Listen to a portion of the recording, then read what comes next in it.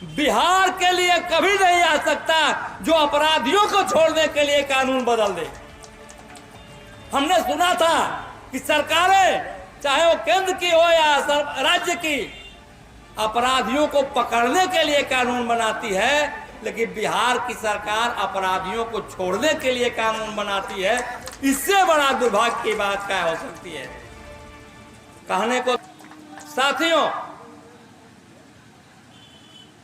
आज जो बिहार में प्रदेश की सरकार है, जिसके मुखिया माननीय श्री नीतीश कुमार जी हैं, और आरजेडी, कांग्रेस, अन्य दलों जिसमें वामपंथी साथी भी हैं, कई दलों को मिलाकर के ये सरकार चल रही है।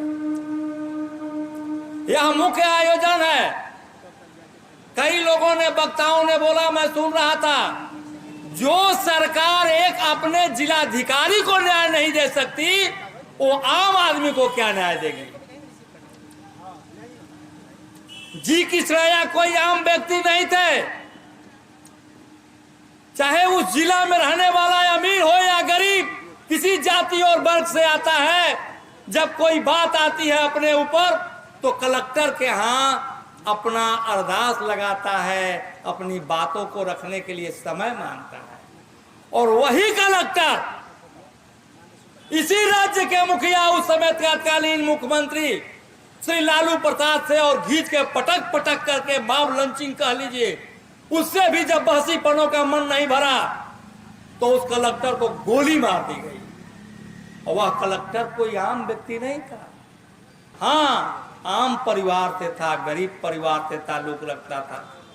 उसके पिताजी कुल्ली का काम करते थे रेलवे स्टेशन पर, और जब सयाने हुए जी किसरैया साहब, तो उन्होंने भी उनका सहयोग कुल्ली के काम करके किया। बाद में वो क्लर्की का जॉब किए, फिर शिक्षक का जॉब किए, और फिर जाकर के भारत के सबसे बड़े सिविल सेवा में, प्रशासनिक सेवा में आए, भारतीय प्रशासक बने। और उस प्रशासक की हत्या बिहार की सरकार में पटक पटक के इसी सरकार ने की।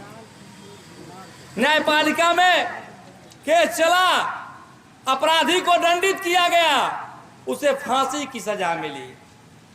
वो अपने वकील पैसे के बल पर उस सजा को आजीवन कारावास में तब्दील कराया।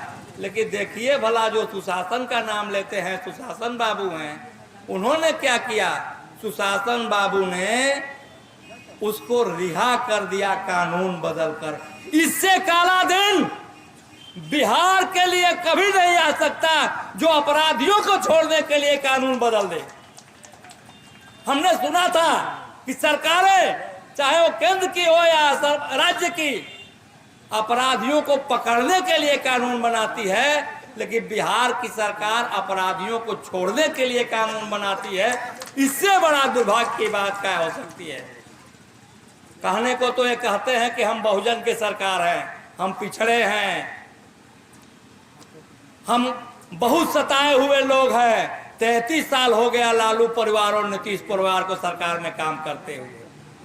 33 वर्ष में तीसरी पीढ़ी आ जाती है, और 3 पीढ़ियों से ये लोग शासन करते आ रहे हैं। और इन्होंने किया क्या कि एक अनुसूचित जात के व्यक्ति को, जो इनका जिलाधिकारी था, मरणोपरांत उसके साथ अन्याय किया, उसके पीड़ित परिवार के साथ। और उस सरकार ने, इस सरकार ने जो सजा दी थी कोर्ट ने, उस कानून को बदलकर किसरैया के परिवार को ही नहीं, लाखों दलितों, मजबूर, गरीब लोगों के साथ अन्याय किया है, करोड़ों लोगों के साथ अन्याय किया है।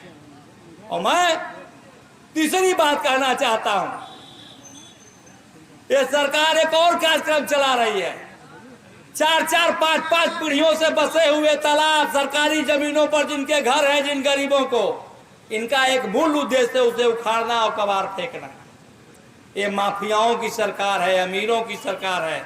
इसे बदलने के लिए आइए हम सब लोग संकल्पित हो। हमारे बड़े बड़े नेता बैठे हैं, प्रभारी जी बैठे हैं, प्रदेश अध्यक्ष बैठे हैं। मैं एक बात कहूंगा और इन लोगों से आग्रह करूंगा, और आप लोगों से भी कहूंगा कि हर जिला मुख्यालय पर इनके नीतियों का, इनके दमन चक्रकारी जो कानून चल रहे हैं, उनके विरोध में खड़ा होइए, धरना प्रदर्शन करिए लोकतांत्रिक कार्यक्रमों के मातहत से। और ऐसा करने से हमें विश्वास है कि 24 में हम खड़ा हो जाएंगे और 25 में उठाकर फेंक देंगे। जय भीम, जय भारत।